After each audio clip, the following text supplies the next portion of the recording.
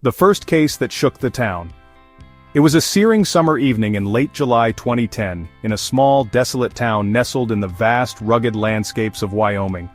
The kind of town you'd pass through on a road trip, flanked by endless stretches of highways and towering pine forests. Life here was slow. It was the kind of place where neighbors knew each other by name, where folks rarely locked their doors, and the loudest sound after sundown was the distant hum of crickets. But that sense of peace was shattered when a jogger, a local high school coach named Dave, stumbled upon a horrifying sight. He was on his regular running route, a dusty back road that wound through one of the less traveled edges of town. It was a route known for its serenity, where hawks circled in silence and the sky seemed impossibly wide. But on that day, his casual morning cardio turned to pure terror. There, lying awkwardly on the shoulder of the road, was the body of a young woman. Her eyes were wide open, frozen in a terror that seemed to echo from beyond the grave. Dave froze, his heart pounding wildly as he fumbled to pull out his phone. His breath caught in his throat. It wasn't every day you saw something pulled straight out of a crime movie. Within 30 minutes, the buzzing tranquility of the town was replaced by the flashing blue and red lights of sheriff cars. Sheriff Mike Reynolds, a seasoned officer who'd seen his share of bar fights and the occasional petty theft but nothing like this, paced near the scene. "She didn't die here," muttered Reynolds, kneeling by the young woman's lifeless body.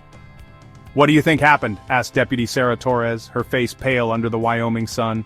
She was fresh out of the academy, assigned to their quiet town just 2 months prior. Reynolds exhaled heavily. "No tire marks near the body, no blood pooling. This is a dump site. Whoever did this wanted her found but didn't want to do the dirty work where someone might walk in on them." Aside from the stiff corpse, there was little left behind. No ID, no purse, not even a strand of hair to suggest what horrors had unfolded before her journey to the edge of town. What was clear, however, was that she had been strangled. Deep bruising marred her neck in dark shades of purple and red, and her fingers were caked with dirt, as though she'd clawed at the earth in a futile attempt to escape. "Guessing early 20s, but we won't know much until the autopsy," said Reynolds, avoiding Sarah's nervous gaze. The coroner arrived shortly after, sealing the body in a black plastic bag and shattering what little innocence remained on that quiet Wyoming road. News of the discovery spread through the town faster than wildfire. Locals stood in disbelief, gathering in clusters outside the post office and diner, the places where gossip flourished. Parents clutched their daughters tighter that evening, locking their doors for the first time in years. The radio stations repeated the same cryptic message every hour on the hour about a tragic discovery under investigation, but nothing more. Forensic analysis didn't deliver any immediate breakthroughs, no fingerprints, no DNA from a second individual. Wyoming didn't exactly have a state-of-the-art crime lab, and resources in small towns like these were limited. Frustration mounted as days turned into weeks with no answers for who this young woman was or where she came from. Reynolds personally led the canvassing efforts. Every truck driver passing through was questioned. Missing person reports from nearby counties combed through. One detail gnawed at him though, the lack of sexual assault. Statistically, most crimes against women were tied to motives of control or lust. Yet here there was nothing, just cold violence. Strangling someone he knew wasn't a detached or impersonal act. It was done up close, slowly, deliberately. It was a crime of rage or obsession. She was hunted, marked, and disposed of like trash, Reynolds confided bitterly one night to his wife over dinner, and the bastard knows what he's doing. Weeks passed, and soon the shock of the first dead body began to fade into the background.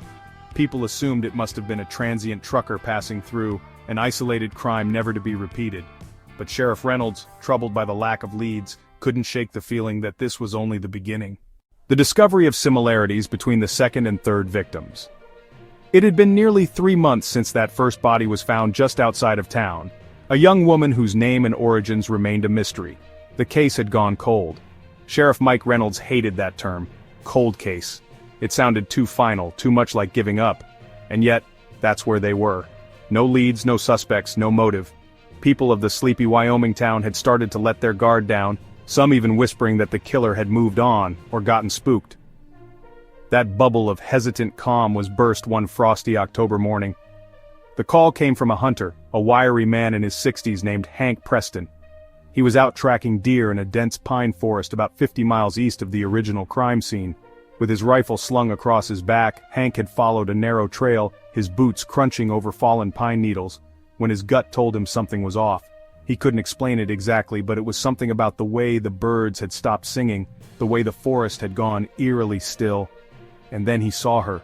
The second victim was slumped against a tree just off the trail, her head tilted to one side, her short hair matted and tangled with dried blood. Her lifeless eyes stared blankly at the canopy of trees above, as if she had been searching for help in the heavens. "Damn it, not again," Reynolds muttered under his breath as he arrived at the scene. This was just after dawn, the forest still cloaked in the cool gray of an autumn morning. Deputy Sarah Torres had gotten there a few minutes ahead of him and was pacing near the body, her breath visible in the crisp, cold air. "I don't think she's been here long," Sarah said, her voice edged with unease. She gestured toward the body.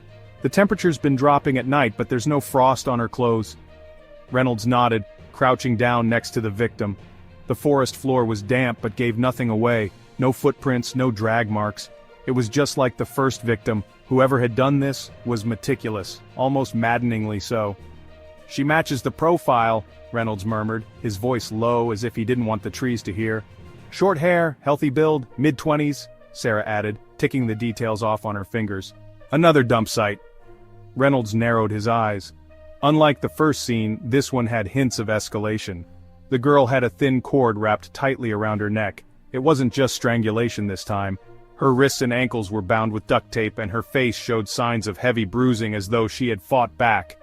"She fought like hell," Reynolds said, his voice laced with respect for the victim. "The bastard must have taken his time with her." Sarah looked away, swallowing hard. She was still new to this kind of horror, and Reynolds knew it. It was one thing to catch drunks breaking into stores or diffuse a property dispute between angry neighbors. But this was something darker, something that crawled under your skin and lingered long after you left the scene. The discovery of a third body came mere weeks later, this time on a desolate patch of farmland even farther from town. The farmer, a stout man named Carl Jenkins, had been hauling hay when he spotted something unusual through the tall grass near his barn.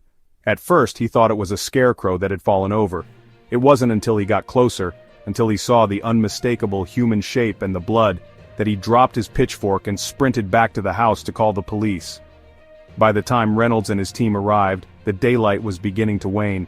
As they approached the barn, the scent of decay hung heavy in the cool evening air. Flies buzzed around the body of the young woman, who had been hastily concealed by a mound of old tarps. "She's much worse off than the others," Deputy Torres muttered, pulling her sleeve over her nose. Reynolds didn't respond immediately. He was too busy studying the scene.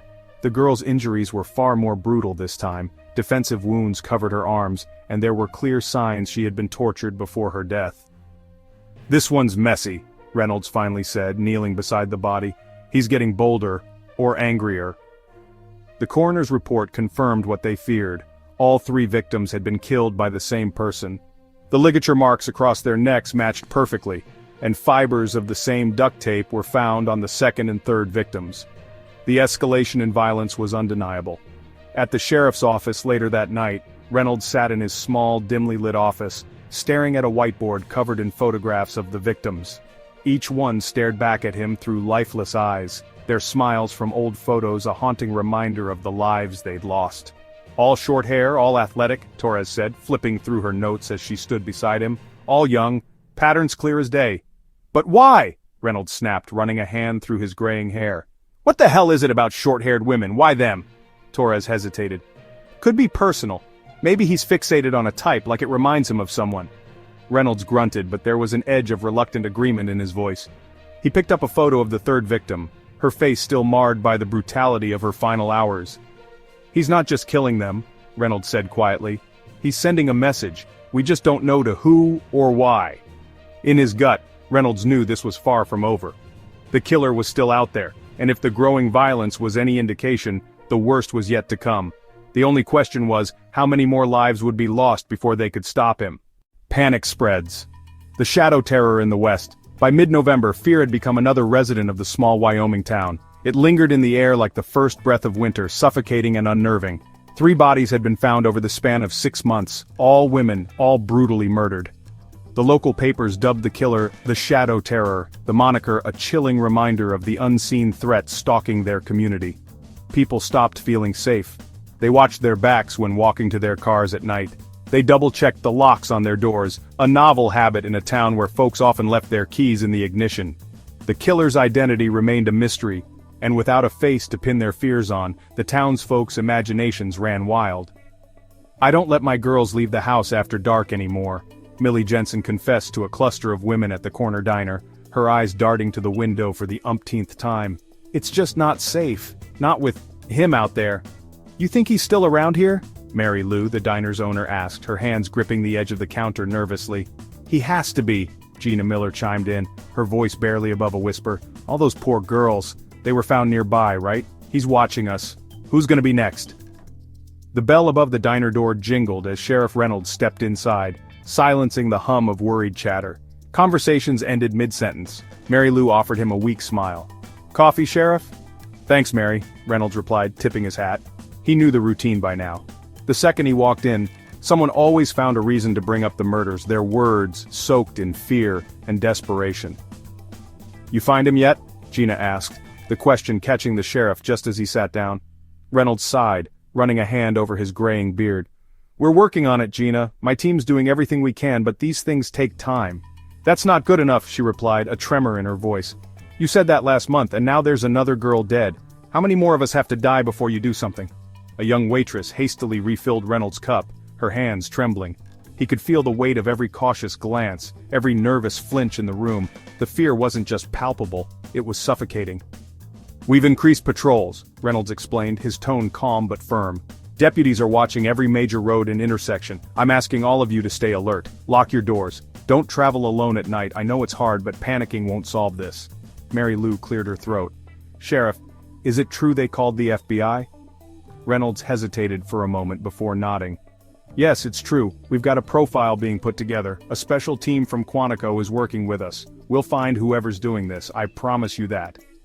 But promises felt hollow in a place where killers defied logic, and Reynolds knew it. The truth was both frustrating and terrifying. Whoever this person was, they weren't sloppy. They left no fingerprints, no DNA. Even the dump site methodology suggested a level of calculation that seemed far beyond what Reynolds was used to seeing in a town like this. Meanwhile, the rumors burned hotter than the coffee in Mary Lou's mugs. "It's gotta be someone who lives here," one man growled during the weekly town hall, his words sharp and loud enough to raise objections from the crowd. "Someone who knows these roads, knows where to hide a body without getting caught." "What if it's one of the truckers?" another townsperson shouted. "They're always passing through. Some of them don't look right to me."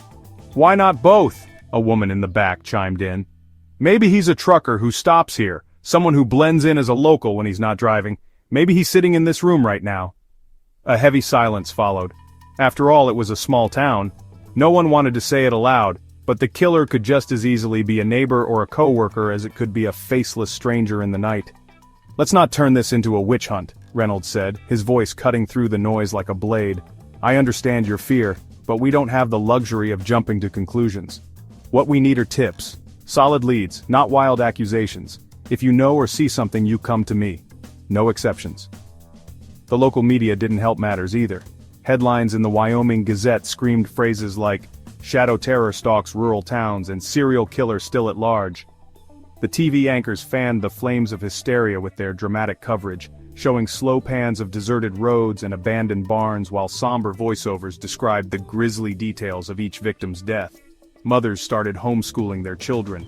Shops closed earlier than their usual hours. Even the Sunday church services saw a decline in attendance. No one wanted to risk driving home after sunset. For Sheriff Reynolds, the worst part wasn't the lack of physical evidence. It was watching his community unravel one day at a time. Loss of trust and a pervasive sense of paranoia had done more damage to the fabric of the town than any single murder could. At home, even Reynolds wasn't immune to the growing caution. His wife Mary had started leaving lights on in every room, even during daylight. His teenage daughter Kayla jumped at the smallest creak in the floorboards at night. "Do you think he'll quit, Dad?" Kayla had asked him one night at the dinner table, her voice small and unsure. Reynolds froze mid-bite. "What do you mean?" "I mean, will he keep killing people until you stop him?" Reynolds wanted to lie, to reassure her that everything would be okay. But he couldn't bring himself to. Not when every fiber of his being told him the killer wasn't done. "I don't know, kiddo," he finally admitted, "but I'll do everything I can to make sure he doesn't." Outside of town, the killer remained a ghost. Was he already planning his next victim? Or worse, was he in plain sight, watching the town implode under the weight of his unholy games? Task force formed. Law enforcement faces massive public pressure. The killings now had the town in a chokehold of panic. With 3 victims brutally murdered over 6 months, it was no longer a matter of isolated incidents. It was clear, a serial killer was on the loose, and he was methodical, invisible, and dangerous. The sheriff's department, overwhelmed and desperately short on resources, called in reinforcements. By mid-November, the FBI had officially been brought into the investigation. A task force was formed, but with every passing day, the community's trust in law enforcement was being shredded under the magnifying glass of mounting public pressure. The task force's first meeting was held in the back room of the sheriff's office, a cramped, windowless space that served as a makeshift war room. A whiteboard was crammed with timelines, victim profiles, gruesome photographs from the crime scenes, and a large map with pins marking each discovery site. Sheriff Reynolds stood at the head of the room, flanked by FBI Special Agent Diane Carter, a sharp-eyed profiler with a no-nonsense demeanor, and the town's relatively green deputies, who looked like deer caught in the headlights. "All right," Reynolds began, his voice gravelly and tense. "Let's get one thing straight right now. Whoever this bastard is, he's got our entire damn town running scared. People are locking their doors for the first time in decades. The grocery stores are closing early. Hell, even Father O'Malley told me attendance at church is down because no one wants to drive home late at night. This is a small town, people, and small towns don't recover from fear like this easily. We catch him. Period." Agent Carter stepped forward, arms crossed. "Sheriff Reynolds is right. What we're dealing with isn't random. 3 victims, all young women, all athletic and short-haired, all killed with the same meticulous care, strangled, tortured, and dumped like garbage. This isn't the work of someone acting on impulse. This is organized, deliberate, and personal." Deputy Sarah Torres, green but eager, spoke up. "But why young women with short hair? What's the connection?" Carter turned to her, her icy blue eyes studying Torres. "That's one of the first things we're trying to nail down. Serial killers often target a specific type, usually tied to a personal fixation or trauma. This isn't about money, none of the victims were wealthy, and there was no significant financial gain from these crimes. And there's no evidence of sexual assault, so this isn't purely about lust." "Then what the hell is it about?" Reynolds snapped, pacing the room. "Why these women? What's he getting out of this?" Carter raised a hand to calm him. "Control. Power. This kind of killer doesn't just want to kill, he wants to dominate, to make his victims completely helpless. And he leaves them where he knows they'll be found. That tells us he's sending a message. But who that message is for, is it us? Someone else? That's what we need to figure out." An hour into the meeting, the discussion was interrupted by a knock at the door. Deputy Frank Conrad stepped in, holding an iPad. His expression was grim. "Sorry to interrupt, Sheriff, but you might want to see this," Conrad said, handing the device to Reynolds.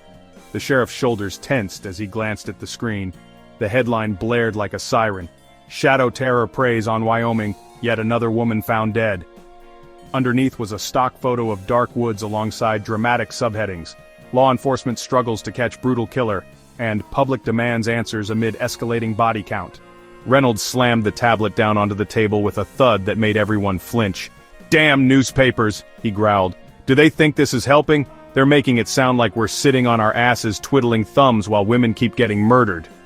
"They're feeding the fear," Carter said calmly, taking the tablet and skimming the article. "And fear sells. You think I don't know that? I've got the goddamn mayor breathing down my neck, town hall meetings full of angry people demanding answers I don't have, and now the press is throwing fuel on the fire." Reynolds paused, pinching the bridge of his nose. "We've got to make progress, fast." Public discontent boiled over at a town hall meeting just days later. Over 100 locals packed themselves into the high school gymnasium, their faces pinched with frustration and fear. The mayor, a balding man named Henry Whitaker, was doing his best to calm the crowd, but the room erupted the moment Sheriff Reynolds stepped to the podium.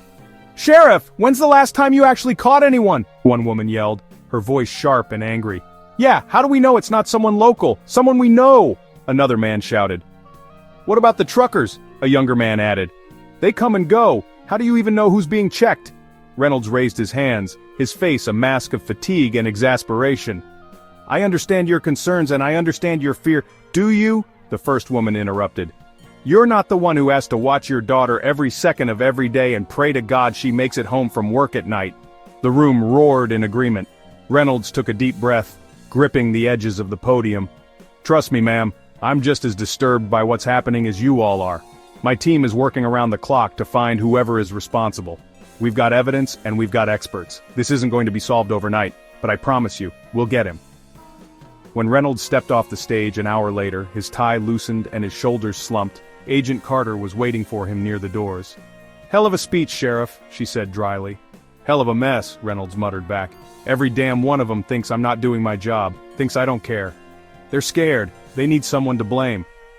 Yeah, well, I hope to God we catch this son of a bitch before they start blaming the wrong person, or each other." Back at the task force office, Carter brought the meeting's focus back onto the investigation. "We'll have our second behavioral profile soon," she said, tapping her pen against the whiteboard. "We believe the unknown subject is a white male, probably mid-30s to early 40s. He's likely single, socially isolated and deeply obsessive. I wouldn't be surprised if he had some kind of traumatic event tied to a woman who fits the victim's profiles. This isn't random." Deputy Torres raised her hand. "So, he knows these roads inside and out. Could he be a local?" "Possibly," Carter replied, "but he doesn't need to be. Long-haul truckers, transient workers, they come through here all the time, and they'd have plenty of opportunities to scout secluded spots. But if he is local, then we've got another problem. It means he's living right under your noses." Sheriff Reynolds leaned against the back wall, arms crossed, his voice breaking the tense silence. "Well then," he said grimly, "I guess we better start digging deeper under those damn noses." The first breakthrough, a cigarette butt and DNA at the fourth crime scene. It was a cold, biting morning in January 2011 when the call came in. A fourth body had been found. This time it was near a highway rest stop just over the county line. A snowplow driver out clearing another heavy Wyoming snowfall had spotted the woman's body partially buried under a thin crust of ice and snow, her pale hand stretched outward as if still trying to claw her way to freedom. When Sheriff Reynolds arrived at the scene, he was greeted by the whir of flashing red and blue lights. Deputy Sarah Torres was already there, scribbling notes as she stood awkwardly near Agent Diane Carter, who had begun barking orders at the forensic team. "Fourth goddamn body," Reynolds muttered, as he stepped out of his vehicle, pulling his coat tightly around himself. The air stung his face, but it was nothing compared to the dread growing in his chest. Carter turned as he approached, her expression grim, but collected. "Sheriff, you're gonna want to see this one firsthand."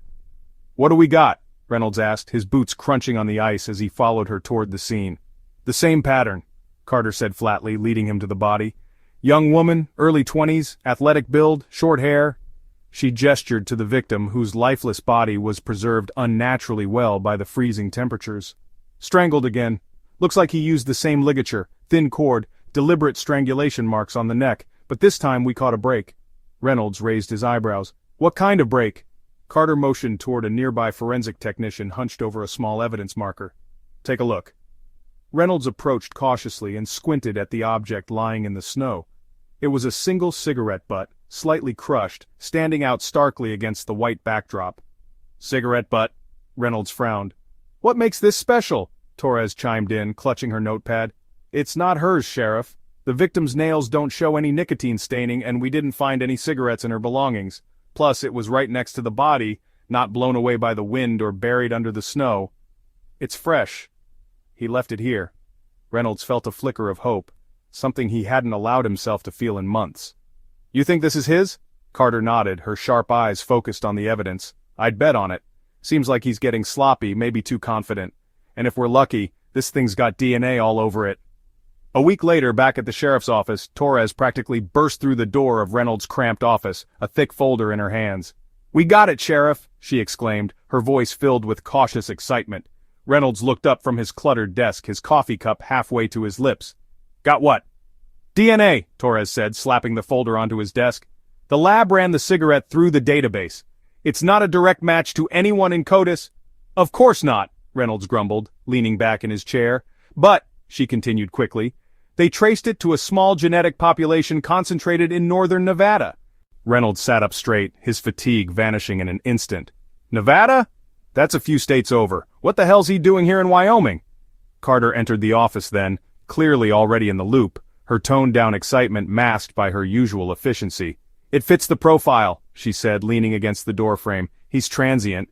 Could be a trucker, could be someone working long haul. He moves around, spreads out the killings to avoid detection. He comes through Wyoming, drops a body, and then he's gone. The Nevada link might just be where he's from, or where he's comfortable enough to slip up. Reynolds ran a hand over his face. Okay, so what do we do with this? Just knowing he's got Nevada roots doesn't exactly put him in cuffs. Carter smirked faintly. It's more than we had a week ago. We start pulling records, registered offenders, arrests, anything that matches a male suspect in his 30s or 40s who's been spotted anywhere between Nevada and here. We dig until something pops. 2 days later, a team from the task force loaded into unmarked SUVs and headed down to northern Nevada. Reynolds didn't go himself, but Torres made the cut, her rookie enthusiasm tempered now by a sharper focus. When the door slammed behind her as she left for the stakeout, Reynolds turned back to Carter, who remained in his office reviewing case files. "They're heading into the desert looking for a ghost," Reynolds said after a long silence. "That ghost just left us his fingerprints," Carter replied evenly. Reynolds frowned and glanced at the map on his wall, red pins marking the locations of each body found so far. His gut still told him this man wasn't just a drifter, he was too deliberate, too calculating. "You ever think maybe this guy's not just random?" Reynolds asked suddenly, his voice quieter. Carter glanced up. "How do you mean?" "I mean the cigarette. What if it wasn't a mistake?" He turned to look at her, the weight of his sleepless nights heavy beneath his eyes. "What if he left it there on purpose, to throw us off, or to mess with us?" For once, Carter didn't have an immediate answer. She tilted her head slightly, her eyes narrowing as though she were replaying the scene in her mind. "If he's screwing with us," she said after a pause, "then that means this isn't just about his victims anymore, it's about us." Reynolds nodded. "And it means he's watching us, doesn't it?" Carter sighed. "Let's hope your team digs up something in Nevada before he decides to strike again." That cigarette butt was the only tangible lead they'd had in months, but it felt like a lifeline. The DNA connected to Nevada offered a sliver of light in an otherwise dark and twisted pursuit. The chase was far from over, but now, for the first time, it felt like the task force had something to hold on to. The Shadow Terror had made a mistake, whether intentional or not, and Reynolds knew every predator slips sooner or later. A security camera captures a blurry image. It was late February when the next piece of the puzzle appeared, and it came from the most unlikely of places. A rundown gas station on Highway 287. Sheriff Mike Reynolds was in his office slogging through yet another sleepless night, a fresh cup of coffee steaming on his desk, and stacks of case files swallowing up what little space remained. The last few weeks had been a blur. The lead from the DNA hadn't turned up much, at least not yet, and Reynolds had begun feeling the weight of the town's anger bearing down on him. Every town hall, every trip to the diner, every conversation ended the same way. "What are you doing to stop him?" He didn't have answers.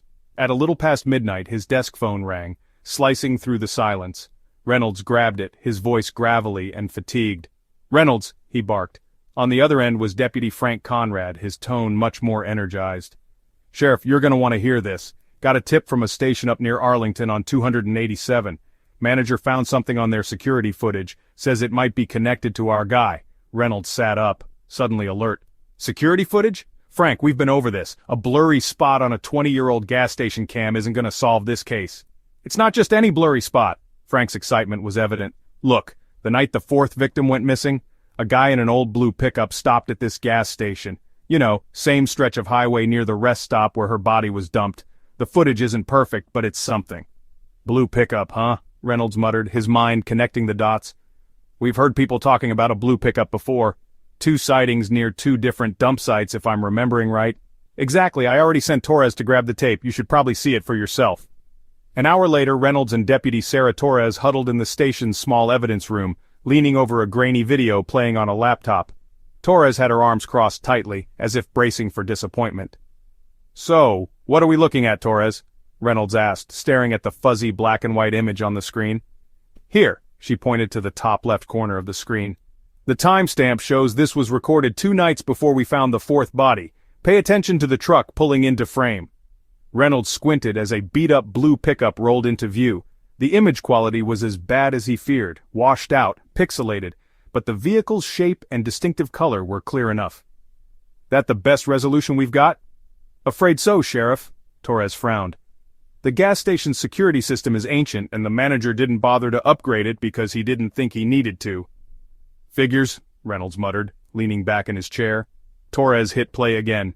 The video showed the truck pulling into the lot and parking near the farthest pump from the store. A man stepped out, but his face was barely visible beneath the bill of his baseball cap. He kept his head low and moved quickly, too quickly. "We think he paid with cash," Torres explained. "No credit card records to trace. The clerk was half asleep during his shift, so he doesn't remember anything useful. Just said the guy bought cigarettes and fueled up before driving off." Reynolds stared at the screen, his frustration mounting. "Did we at least get the license plate?" Torres shook her head. "Nope. Too dark. Too much snow kicking up in the wind.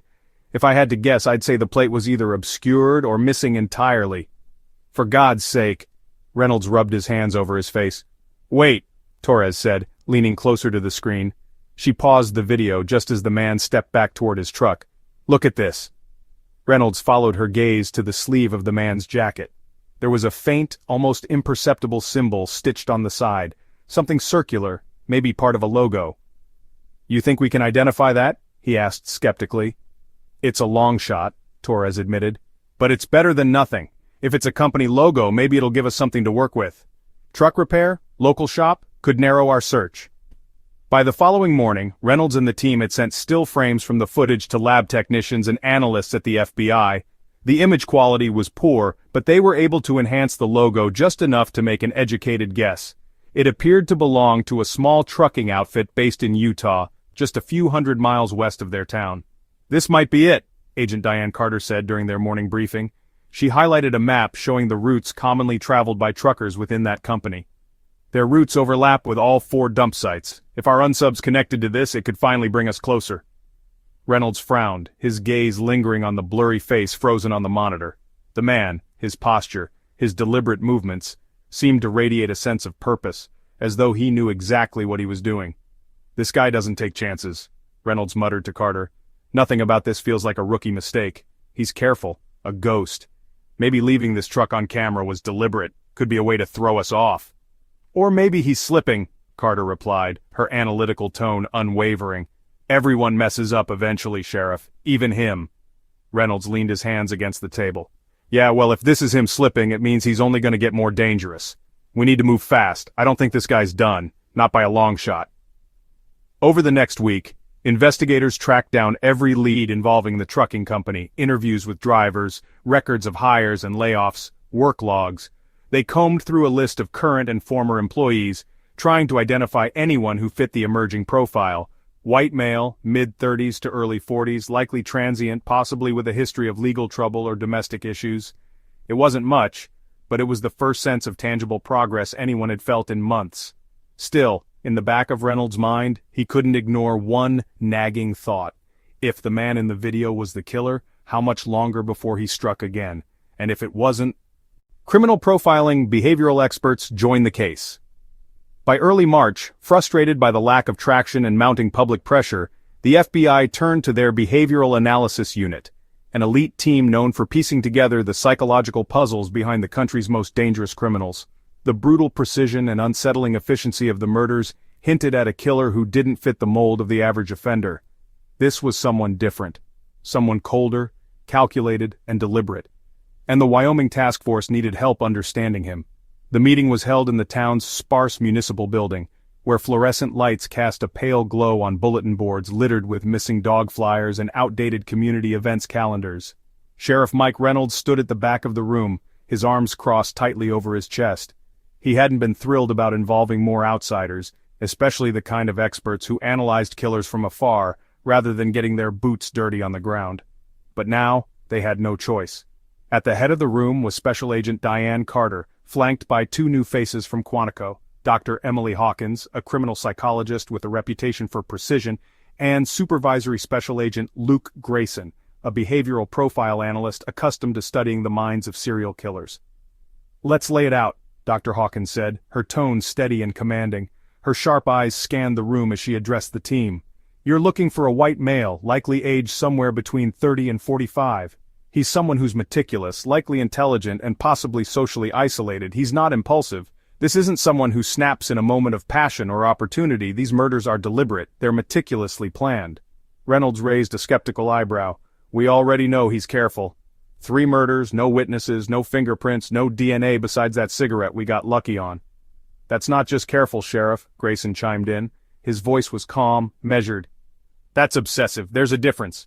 The way your unsub picks his victims, his dump sites, the weapons of choice, all of it suggests someone who's deeply fixated. He knows how to navigate cleanly through these crimes because he doesn't see them as random acts.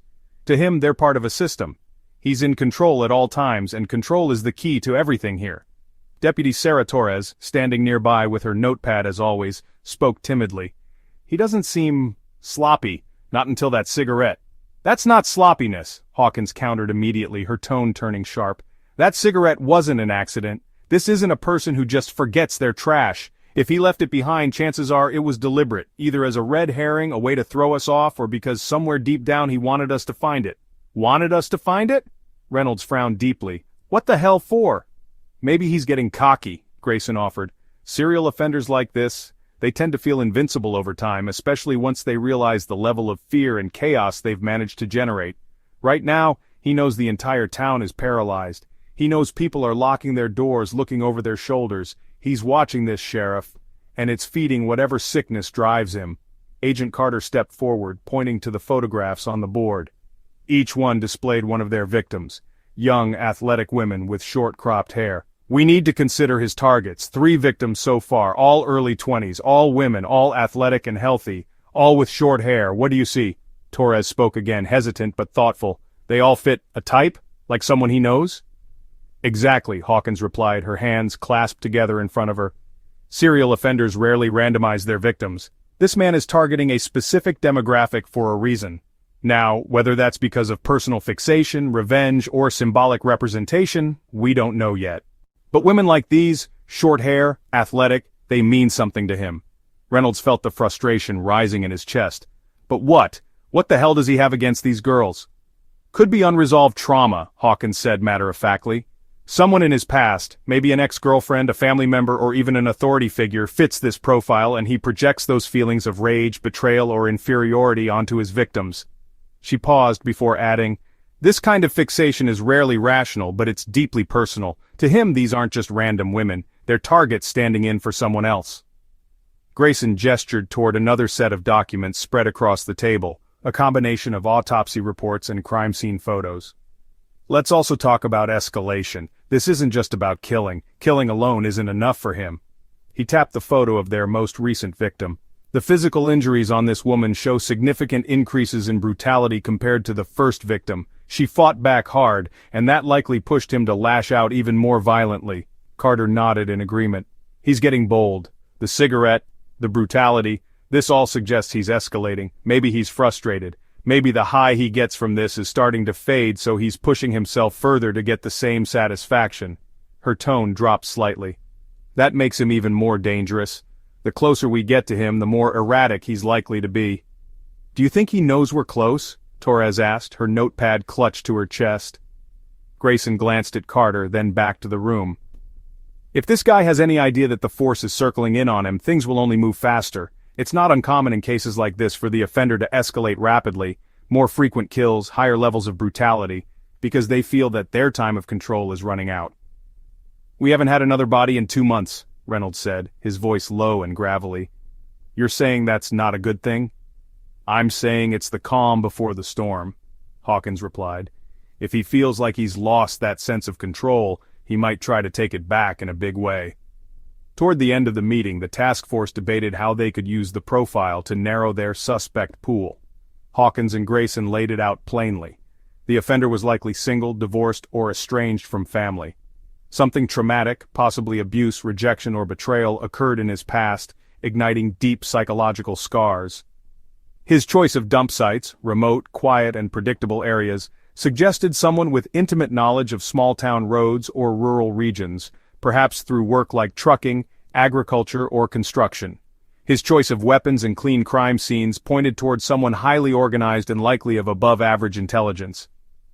While his lifestyle kept him transient, locations like northern Nevada, Wyoming, and Utah were clearly connected to his movements, suggesting familiarity or roots in these regions. We've got to keep narrowing the search, Carter said as the meeting wrapped up. This profile is our map, Sheriff. If we follow it close enough, it'll lead us to him. After the meeting, Reynolds stood in the corner of the room staring at the board of victims and crime scenes. The faces killed him, faces that should have been living long, full lives, now reduced to evidence in a case that seemed to stretch on forever. "This guy's out there," he muttered to no one in particular, "and while we're in here talking about why he does it, how many more girls are on his list?" Hawkins paused on her way out of the room, her demeanor as cool as ever. "Every profile we build, Sheriff, every step we take, it tightens the net. Predictions don't stop killers, but they do catch them." A game-changing manhunt in Utah. It started with a tip on a cold March evening. The task force had been poring over trucking company records all month, desperately narrowing down their suspect list based on the vague profile and security footage of the blue pickup truck. Then, out of nowhere, the phone rang.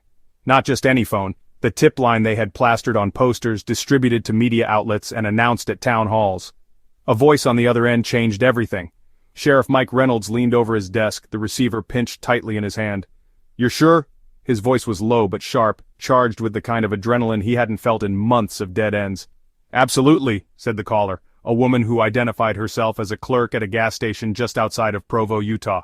"It's the same truck you've been describing on the news. Blue, old but well-maintained, with those slanted headlights, just like in the security footage you showed. The guy driving it gave me the creeps. He barely talked except to buy cigarettes." Reynolds scribbled notes furiously on a memo pad, motioning to Agent Diane Carter, who stood nearby. Her sharp eyes caught the urgency in his movements, and she leaned in closer. "Did you see his face?" Reynolds asked, his tone tight. "Not clearly," the woman admitted. "He kept his hat pulled low, but he had this scruffy look. White guy, probably mid-30s to 40s, lean, lanky build." Reynolds exchanged a look with Carter. It matched the profile almost perfectly. He pressed the phone closer to his ear. "Did he say or do anything else unusual?" There was silence on the line for a moment before the woman answered, her voice trembling slightly. I don't know. The way he looked around, as if he was trying to figure out if he was being watched. He left in a hurry, like the second he thought someone was paying too much attention to him." "When was this?" Reynolds demanded. "Yesterday afternoon, around 3 o'clock. He got back in the truck and headed south toward the highway." Carter paced behind Reynolds as he hung up the phone, her normally composed demeanor showing cracks of urgency. "Provo, Utah," she muttered, pulling a map from her bag and pinning it to the wall. "That truck was seen driving south. If he's sticking to his pattern, there's a good chance he's either scouting new dump sites or, God forbid, he's already picked his next victim." "That means we need to move fast," Reynolds said, grabbing his phone again. "Get the Utah State Police involved. We don't have the manpower to cover that much ground on our own." Within hours, a coordinated manhunt was underway. Utah State Police set up highway checkpoints on major routes south of Provo, while local deputies began canvassing gas stations, motels, and truck stops along Interstate 15. The FBI dispatched additional agents to join the effort, including a team specializing in tracking transient offenders. Their goal was simple: find the blue truck before it disappeared again. Back in Wyoming, the task force organized themselves into a war room atmosphere, with phones ringing constantly and maps spread across every surface. Deputy Sarah Torres was stationed at a whiteboard, furiously updating information as calls came in. "Checkpoint near Fillmore reported no sightings," she announced to the room, "but they stopped a few similar trucks. Nothing concrete yet."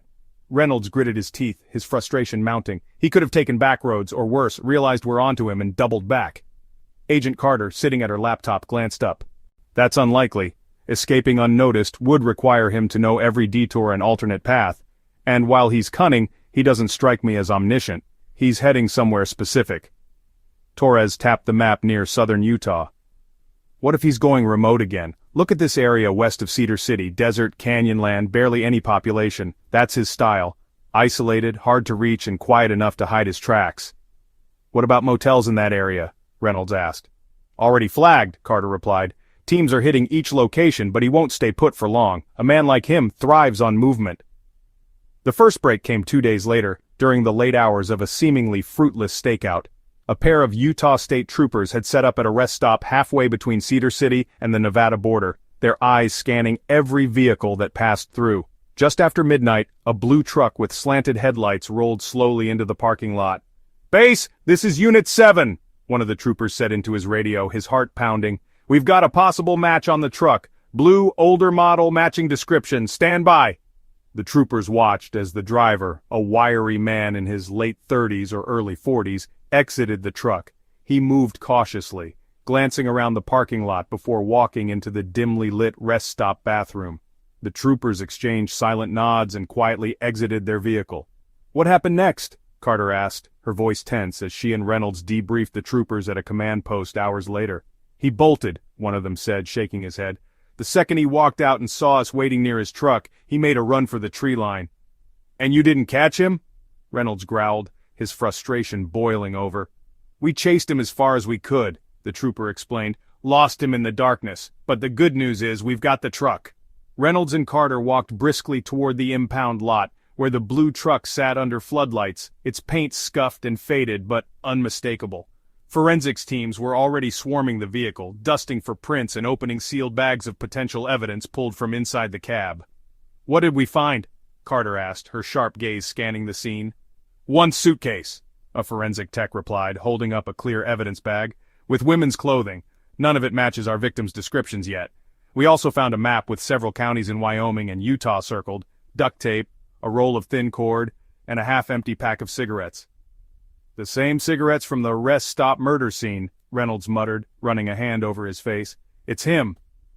Word spread quickly that the truck had been found, but the driver remained elusive.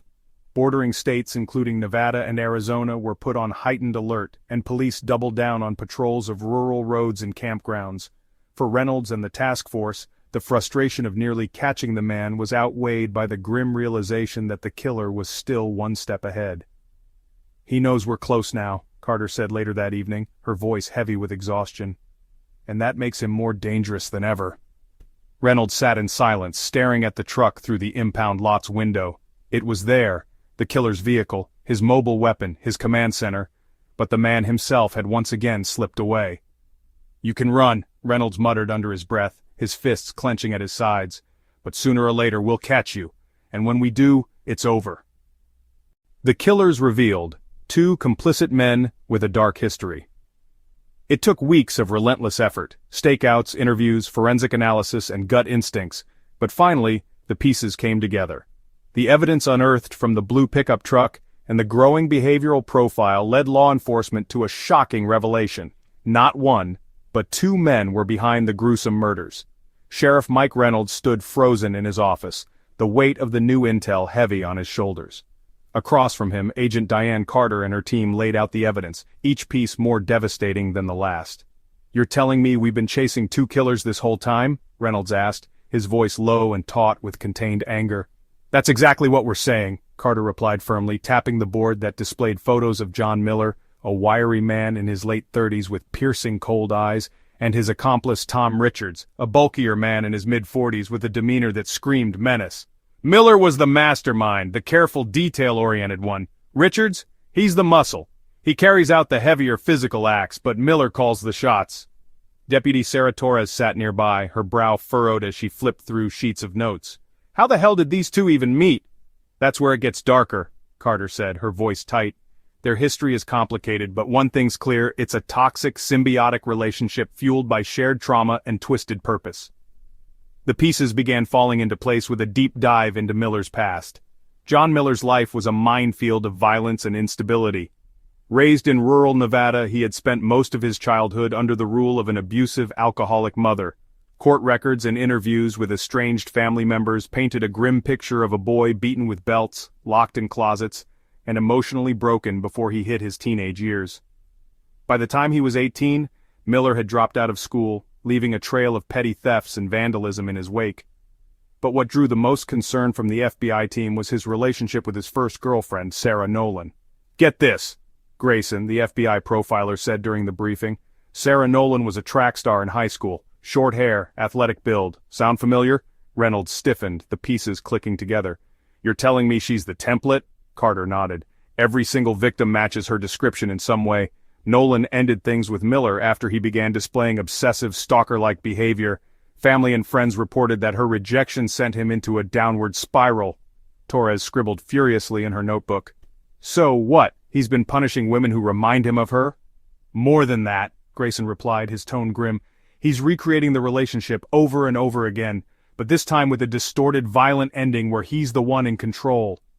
And then there was Tom Richards. Unlike Miller, Richards didn't have a tragic origin story.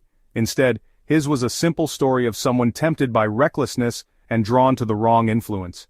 Raised in Wyoming, he floated from one manual labor job to another before settling into long-haul trucking. Richards crossed paths with Miller at a rest stop in northern Nevada 5 years prior. They hit it off because they were both drifters, Carter explained, pacing the room as she spoke. Neither man had roots and both had tendencies to bend, if not outright break, the rules. Grayson added, Miller saw Richards for what he was, someone easy to manipulate, someone craving direction, even if that direction was dark. Miller fed into Richards's insecurities and offered him a twisted sort of purpose. Reynolds leaned over the board, staring at the photos of the two men. So, what does Richards get out of all this? In his mind, Carter sighed, belonging, a sick form of camaraderie, and from what we've gathered, Miller feeds him the same narrative over and over, that they're not killers, they're teachers, showing the world what happens when people mess with the wrong man. The wrong man? Torres snapped, her voice rising in disbelief. They're monsters! You're right, Grayson said, his tone calm. But in their minds they believe they're justified. That's why they're so dangerous. The turning point came with a confession, unintended but incriminating from Richards. After weeks of surveillance and non-stop pressure, Richards was apprehended at a dingy motel outside Reno. While being interrogated, he cracked under the heat. It was Miller's idea! Richards slammed his fists on the table, his voice somewhere between anger and desperation. He said we could make it right, fix what went wrong. He said we'd be gods, feared and untouchable. The lead FBI interrogator, a seasoned agent with nerves of steel, pressed further. Right how, Tom? Fix what? You wouldn't understand, Richards muttered, running his hands through his hair. It wasn't supposed to go this far. I didn't mean to hurt them, I couldn't say no to him. He knew what buttons to push. Miller always knows. What about the women? The agent asked, leaning closer. Why them? Why those specific women? Richards hesitated, his jaw tightening. They're all her, Sarah, the one that broke him, the one that made him lose everything. They reminded him of her, so he had to remind them of what it felt like to be powerless. And then he told me it was my job to help. Meanwhile, Miller's capture was nothing short of dramatic. Acting on Richards' confession, authorities swept in on a remote cabin in the mountains of Nevada, where Miller had been hiding out. The standoff was tense, and for a moment it seemed like Miller might go out in a blaze of glory. But in the end, surrounded by SWAT teams and with no escape, he surrendered. In the interrogation room, Miller was smug, uncooperative for the most part. When asked why he did it, he leaned back in his chair, a chilling smirk playing across his lips. Why? He repeated, his voice unnervingly calm. Because they deserved it. Because someone had to show them the consequences of betrayal. All those girls. They thought they were untouchable. They thought they could just walk away, lie, cheat, ruin lives. I gave them what they earned. Reynolds, watching from behind the one-way glass, felt his stomach turn. It wasn't just the words, it was the calm, calculated way Miller spoke them, as though he truly believed what he was saying. By the time both men were in custody, the pieces of their dark partnership became clear. Miller was the puppet master, Richards the willing accomplice. Together they left a string of bodies across rural highways, dumping them like discarded objects in remote locations. Their crimes were monstrous, but even more horrifying was the cold logic behind them, an effort to control, dominate, and send a twisted message to the world. Back at the sheriff's station, Reynolds sat down with Torres and Carter after the arrests. The air in the room was heavy with a strange mixture of relief and exhaustion. Well, Reynolds muttered, leaning back in his chair, we got 'em, but damn if it doesn't feel like we've only just begun to unravel the kind of damage they caused. Carter nodded. Justice can feel hollow in cases like these, Sheriff. But we got them off the streets. That counts for something. Torres closed her notebook, her hands trembling slightly. It counts for everything. Because now, no one else has to die. Reynolds stared at the photos of Miller and Richards pinned to the board, the faces of the monsters who had terrorized his town. He didn't feel triumph, just resolve. Chilling confessions from the killer. The interrogation room was sterile and harsh under the flickering fluorescent lighting. A single table, 2 chairs, and a wall-mounted camera were the only furnishings, other than the heavy atmosphere that seemed to permeate the space. John Miller sat casually in one of the chairs, his lean frame slouched and relaxed, as though he had just walked into a coffee shop and not a room where he would be forced to answer for his shocking crimes. His face was pale but calm, his piercing eyes staring coldly at the one-way glass behind which Sheriff Mike Reynolds and Agent Diane Carter stood watching. "Look at him," Reynolds muttered, his jaw clenched tight, one hand rubbing his graying beard in frustration. "He's too damn comfortable, he knows exactly what he's doing in there." Carter, her expression sharp but restrained, stood beside him with her arms crossed. "This isn't his first taste of confrontation. Men like Miller don't break easily. He's calculated every word he's going to say long before he ever walked into that room." Inside the interrogation room, FBI interrogator Paul Griggs leaned forward, his voice steady but probing. "John, let's cut to the chase. We know you're responsible for the murders of at least 4 women in Wyoming, and based on Richard's statements, you've likely got blood on your hands from other states too." Griggs paused for effect. "This is your chance to tell your side of the story. Help us understand what's been driving you." Miller smirked, his lips curling slightly as though he was amused by the idea of being understood.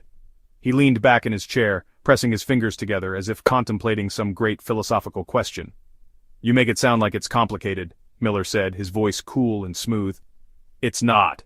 They deserved it." Griggs raised an eyebrow, keeping his composure. "Deserved it? Why do you think that, John? What do you believe these women did to you?" Miller chuckled faintly, shaking his head. "What they did doesn't matter. What matters is the lesson. People don't change unless they face consequences, and those women—" He leaned forward slightly, his eyes narrowing. "They were consequences waiting to happen." Reynolds, standing behind the glass, clenched his fist and turned toward Carter. "The bastard is proud of it. Look at him, he's practically gloating." "Let him talk," Carter replied, her voice calm but firm. "The more he talks, the more he reveals about his motivations. That's what we need." Inside the room, Griggs kept pushing. "Tell me about Richards, John. He says you convinced him to join you in this spree. Why? Why involve someone else?" Miller's smirk widened, his ego clearly being fed by the attention. "Richards, he's soft. Always has been. The man couldn't find direction in a straight hallway. I gave him purpose. Showed him what life's really about when you stop following the rules. He was eager to learn." "So you manipulated him?" Griggs asked, his tone neutral but pointed, trying to bait Miller into slipping up. "Manipulate?" Miller scoffed, almost laughing. "I didn't manipulate anyone. I opened his eyes. Showed him how the world works. Richards, he just didn't have the guts to see it through on his own. Me? I've never had a problem facing reality." Griggs leaned back in his chair, appearing casual but deliberate, giving Miller space to fill the silence. "Reality, huh? 4 dead women? That's your version of reality? 4? Is that what you think?" Miller's tone was cold and biting. His eyes flickered with a strange satisfaction. "You're barely scratching the surface. Do you really think this just started in Wyoming? 2 years? That's what you've got me pinned for?" Reynolds felt his blood go cold as he listened from the observation room. He turned toward Carter, his voice low but tense. "He's confessing to more." Carter nodded, her jaw tightening. "He's taunting us. He wants us to know how far this goes without giving us everything at once. He's still trying to maintain control." Griggs picked up on this thread, keeping his voice calm and steady. "So tell me then, John, how far back does it go?" Miller leaned forward again, placing his elbows on the table as if sharing a secret. "Years," he said, his voice dropping down to something almost conspiratorial. "You won't find half of them. Not unless I wanted you to. You're all so focused on the women in Wyoming, you haven't even scratched the other states. Nevada, Utah, Idaho. You think they're coincidences? Trucks passing through, maybe even accidents?" "But they weren't accidents, Agent Griggs. I planned every moment." The room fell silent for a beat, the weight of Miller's nonchalant confession settling like a heavy fog. "And the women?" Griggs pressed gently. "Why pick them, John? Why target women who look like that? Short hair? Athletic?" Miller's smirk returned, but this time his eyes glinted with something darker, something cruel. "You know about her, don't you? Sarah. My first. So predictable. You people always find the sob story in the background, the rejected boy, the breakup that shattered him. Sure, Sarah dumped me. Sure, it pissed me off, but I learned something that day." He tapped his temple. "Power, Agent. She thought she had power over me. Thought she could just walk away, so I took it back. And every girl since then, they were Sarah. Every single one." Griggs didn't flinch. He met Miller's gaze evenly. "And Richards? Did he know that? Did you make him a part of your little crusade against a ghost from your past?" Miller laughed again, the sound cold and humorless. "Richards? Hell no, he's an idiot, a pawn. I gave him the basic pitch. We scare the weak and teach lessons, blah blah. He ate it up because he's too damn dumb to realize he's useless without me. Richards wouldn't have made it past his first without me leading him. Reynolds turned sharply toward Carter in the observation room. Did you hear that? He's throwing Richards under the bus. Classic narcissist, Carter replied. He thrives on being the puppet master. Richards was just another pawn to feed his need for control. We can work with this. As the interrogation dragged on, Miller became bolder, relishing the chance to explain his twisted worldview. You think what I did was wrong, he said, grinning now. But deep down, you know I'm right. People like those girls? They think they're untouchable. They hide behind their looks, their charm, their lies, and for what? To screw over decent men? No, Agent.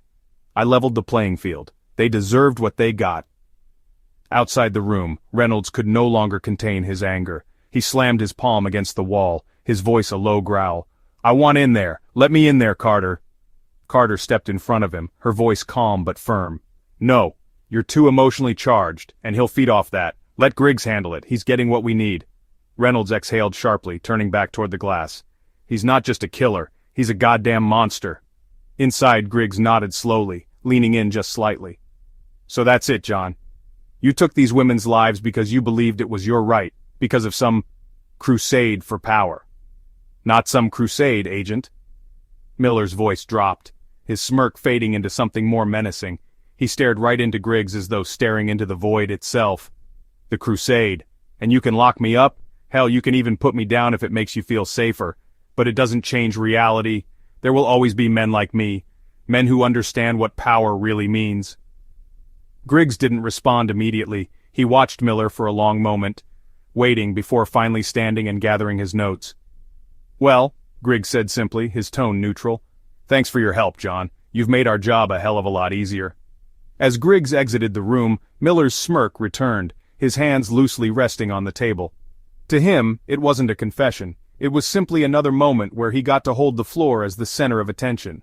To him, he hadn't lost. He had twisted the narrative one more time, in his own favor. In the adjoining observation room, Reynolds stared silently at Miller through the glass. His face was tight with restrained rage, but beneath it was a quiet determination. Enjoy your time in that chair, Reynolds said softly, almost to himself. Because the next time you're in one, it'll be the electric kind. The trial for justice. The final verdict. By the time the trial of John Miller and Tom Richards finally began in the spring of 2012, the small Wyoming town could hardly believe it was over. The hunt for the killers that had once paralyzed their community and terrified much of the surrounding states had ended in 2 chilling arrests. Now, the only thing left was justice in the courtroom. The courtroom itself was packed every single day. Residents filled every available seat, a mix of grief-stricken family members, local reporters, and townsfolk who demanded answers. Parents held their children close as they listened to the chilling accounts of the crimes. Some residents sat with stiff shoulders, staring at the backs of the killers' heads like they wanted to burn holes through them with their anger. Sheriff Mike Reynolds sat in one of the front rows, next to Deputy Sarah Torres and Agent Diane Carter. A ghostly quiet hung over them as the trial began. I've never seen so many people show up to a trial, Torres whispered to Reynolds, her voice edged with tension. This isn't just a trial for justice, Reynolds replied under his breath. It's a reckoning, and people want to see it. At the prosecution table, Isaac Burns, Wyoming's top district attorney, presented the case with masterful precision. His opening statement struck at the heart of every person in the room. Ladies and gentlemen of the jury, Burns began, standing in front of them with a calm but commanding presence, this case isn't just about murder, it's about the systematic destruction of innocent lives by men who saw themselves as above the law, above morality, and above basic human decency. He eyed the jury, his words heavy but passionate. We will show you how these men not only plotted to kill but meant to terrorize. Each victim was more than a target. They were someone's daughter, someone's friend, someone who deserved to live their life without fear. What these monsters did, what John Miller and Tom Richards did, cannot and will not go unpunished. In the defense, the 2 killers sat just feet away, split apart but still tethered by their shared crimes. Miller sat back in his chair, his cold, icy stare fixed ahead, his demeanor disturbingly calm, just as it had been during his arrest and interrogation. Richards slouched slightly, visibly uncomfortable and nervous. His eyes darted around the room, trying to avoid contact with anyone in the audience. The prosecution wasted no time laying out its case. They began with vivid crime scene photos and forensic evidence, ligature marks on the victims' necks, fibers from the rope that matched the one found in Miller's blue pickup truck, and blood traces that told heartbreaking stories of violent struggles. The photographs and details brought audible gasps from the courtroom, with some family members of the victims openly weeping during the recounting of their loved ones' final moments. After the evidence, the prosecution called key witnesses, experts who testified to the killer's behavioral patterns, lab analysts who confirmed DNA evidence, and, most significantly, Richards himself. His decision to cooperate with law enforcement in exchange for the possibility of avoiding the death penalty granted him the stand, and his testimony painted a damning picture of their partnership. "I didn't want to do it," Richards said from the witness stand, his voice shaking. He refused to look at Miller, who sat rigid at the defense table with no visible reaction. "But Miller, he had a way of getting into your head. He made you feel like you had no choice, like this was the only thing that gave life any meaning. I know what I did was wrong, and I'll probably never forgive myself for it. But Miller, he wanted this. He thrived on it, on fear, on pain. He's the reason any of this happened." As Richards spoke, Miller barely moved. The courtroom buzzed with whispers as Richards detailed how Miller had meticulously planned each murder, how he chose the victims for their resemblance to his first girlfriend Sarah, how he turned Richards into a puppet to carry out his depraved vision. "Miller said we were doing them a favor," Richards continued, his voice cracking, "that we were just giving people what they deserved, but after the first one—" His voice broke entirely and he looked away, clearly overcome. "I knew I was in hell, and Miller, he loved every second of it." Burns made sure to focus the jury's attention on Miller's control, his manipulative nature, and his utter lack of remorse. The prosecution replayed clips from Miller's video interrogation where he gloated about his crimes, showing no regret. "Every single word you've just heard from John Miller proves that he doesn't consider himself a part of your world," Burns told the jury during closing arguments. "He is a man who believes he is untouchable, that the rules don't apply to him, that the pain he caused was justified. He left wreckage in every state he passed through. He stole those young women's lives because he thought he had the right to do it." Burns paused to look directly into the juror's eyes. "He doesn't have that right. And it's your duty today to remind him, and this town, and this country, that justice does exist." The defense attempted to argue mental illness in Miller's case, citing his abusive upbringing and possible sociopathy. They worked hard to pin much of the blame on Richards, portraying him as the more physically violent accomplice. But it was clear the jury wasn't buying it.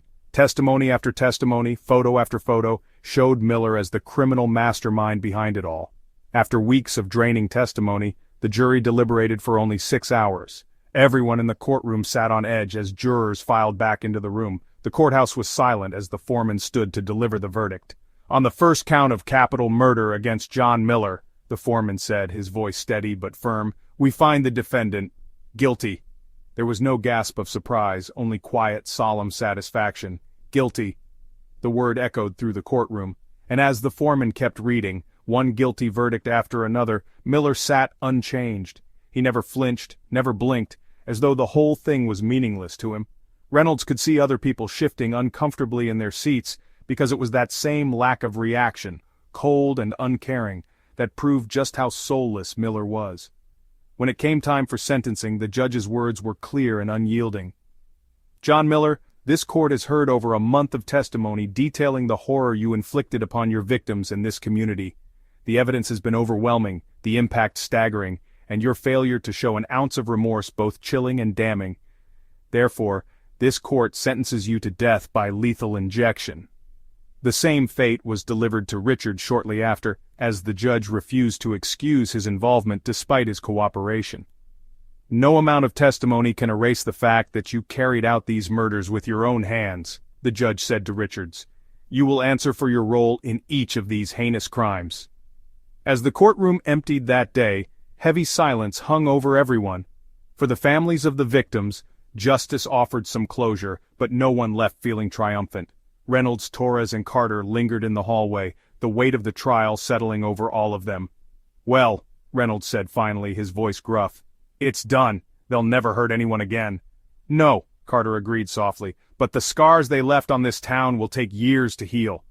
Torres nodded, clutching her notebook to her chest as though she were holding on to something solid. At least those families have answers now. At least they can sleep at night knowing those men will never walk free. Reynolds exhaled slowly, his gaze hard, but tired. They'll pay for what they did.